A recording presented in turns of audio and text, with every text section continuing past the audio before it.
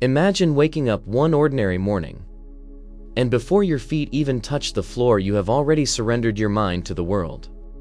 Because the first thing you reach for is not clarity, not breath, not intention, but a glowing screen that feeds you urgency before you are fully awake. Most people believe their stress comes from work, responsibilities, or difficult people. Yet the real damage often begins in silence, in those first quiet minutes when the day has not asked anything from you. But you have already chosen to begin in reaction instead of command. When you wake up and immediately check messages, notifications, or news, you are teaching your nervous system that the world is in charge of your attention. And once your attention is scattered, your discipline follows it, because discipline cannot exist in a distracted mind. The Stoics understood something that modern life has made easy to forget, which is that whoever controls your attention controls your direction. And direction is the difference between living deliberately and drifting unconsciously. If your morning begins with comparison, you will feel behind before you start. If your morning begins with urgency, you will feel pressured before you think. If your morning begins with distraction, you will spend the rest of the day trying to regain focus that was never protected. This is why so many people say they lack discipline. Because they are trying to build discipline on a foundation that is already cracked. And that crack forms the moment they wake up and allow noise to speak before their own reason does. The invisible trap is not laziness. And it is not a lack of motivation. Because it is a habit of beginning the day without self-command. Self-command does not start at noon. It does not start after coffee. And it does not start when you finally feel ready. Because it starts in the first decision you make after you open your eyes. The Stoics believe that each day is a small life. And if that is true, then the morning is the birth of that life. Which means how you begin determines how that life unfolds. When you rush, you teach your mind that everything is urgent. When you scroll, you teach your mind that everything is important. When you react, you teach your mind that you are not the one steering. And once you teach your mind those lessons, you cannot expect it to suddenly become calm, focused, and disciplined at will. Because you have trained it to be restless before it even had a chance to be steady. So the first part of the Stoic Morning Protocol is not about productivity. And it is not about extreme routines or heroic discipline. Because it is about awareness of the invisible moment where you either take control or surrender it. Most people lose their day before they even stand up. And they spend the rest of their time trying to repair a beginning that was never intentional. But if you learn to win the first minutes, you will no longer need to fight the entire day. Now that you understand how the morning quietly sabotages you, the first rule of the Stoic Morning Protocol is simple but demanding. And that rule is to guard your attention as if it were your most valuable possession. Because in truth, it is. Your attention decides what you think about, what you feel, what you act on, and eventually what you become. Which means losing control of your attention is the same as losing control of your direction. So the discipline begins before information enters your mind. And that means for the first 30 minutes of your morning, you do not consume anything that you did not choose intentionally the night before. No scrolling, no news, no messages, no notifications. You sit up slowly and take a deliberate breath. Because a deliberate breath interrupts the automatic pattern of rushing. And it signals to your body that this day will begin with calm authority instead of urgency. Then you create a small space of silence.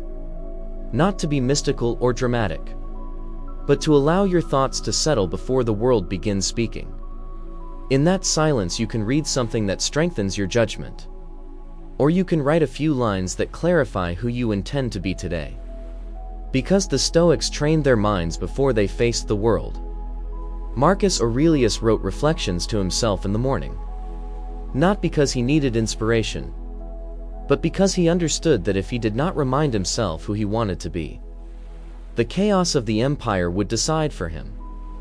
And you may not rule an empire, but you rule your reactions, your standards, and your attention. And those are powerful enough to shape your life. When you protect your attention early, you begin the day centered rather than scattered. And a centered mind makes decisions with clarity instead of emotion. This single habit will feel uncomfortable at first, because your brain is used to stimulation the moment you wake up. And removing that stimulation may create restlessness. But that restlessness is not a problem. It is proof that you have been overstimulated for too long. And the discomfort you feel is the nervous system recalibrating towards steadiness. When you guard your attention, you stop reacting to the world before you even enter it. And you begin to move through the day from a place of intention, which is the foundation of real discipline. Once your attention is protected, the next rule becomes natural. Because a mind that is calmer can finally lead the body instead of being dragged by it. And the Stoics knew that the body is not separate from the mind, but the foundation that carries it. If you start the day with a weak body, you will often live the day with a weak mind. Because fatigue makes patience thinner, makes focus fragile, and makes discipline feel like a heavy weight. So the Stoic does not wait for motivation to appear. And the Stoic does not negotiate with comfort. Because the body learns who is in charge through action, not through intention. The rule is that you move early. Not to chase an aesthetic, not to impress anyone, and not to punish yourself. But to send a clear message to your nervous system that you are awake, present, and in command. This can be simple, because simplicity is repeatable. And repeatable is what builds a stable identity. So you choose a short routine that you can do even on hard days. You can walk briskly for 10 minutes while breathing slowly. You can stretch with focus and feel your posture return. You can do a few sets of push-ups and squats. Or you can do any movement that raises your heart rate enough to clear the mental fog. The purpose is not intensity. The purpose is obedience. Because when you tell your body to move and it moves, you strengthen the part of you that keeps promises. And that part of you is the beginning of discipline in every area of life. This is also where voluntary discomfort enters, but in a clean and controlled way. Because your life will eventually include discomfort whether you like it or not. And training discomfort on purpose makes you less fragile when life brings it unexpectedly. You can finish your movement with a short cold shower, or even a cold splash on the face. Not to prove toughness to other people, but to practice staying calm while the body resists.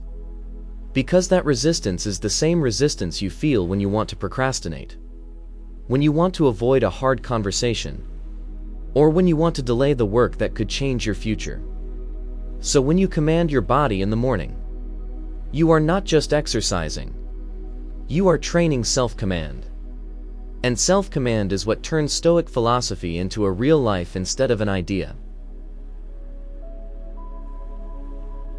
Once your mind is steady and your body is awake, you reach the most practical part of the Stoic Morning Protocol, which is defining the day before the day begins defining you.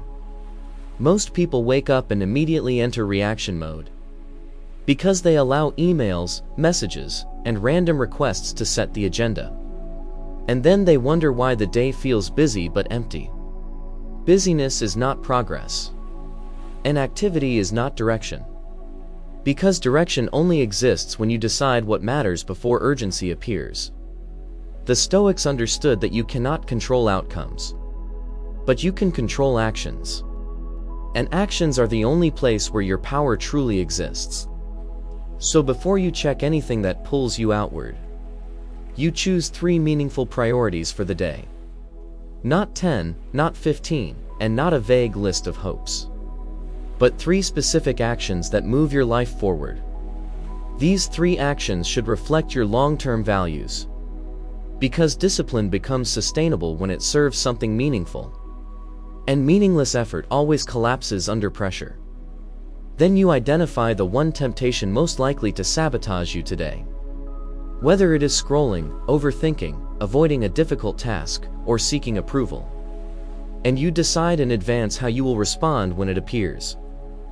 Once your mind is steady and your body is awake, you reach the most practical part of the Stoic Morning Protocol, which is defining the day before the day begins defining you.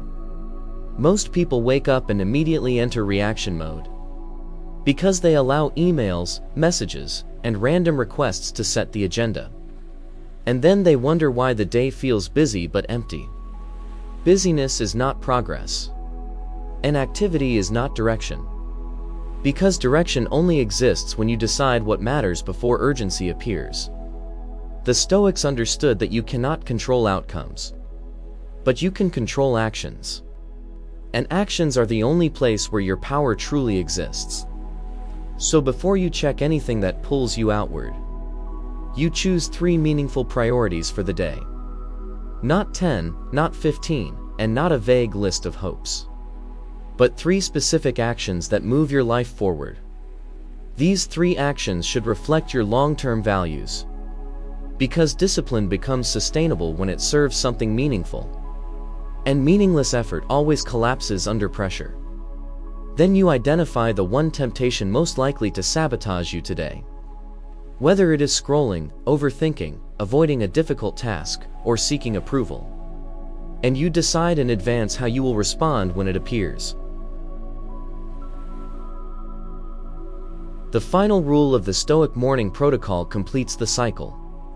Because discipline is not only about how you begin the day, but also about how you close it.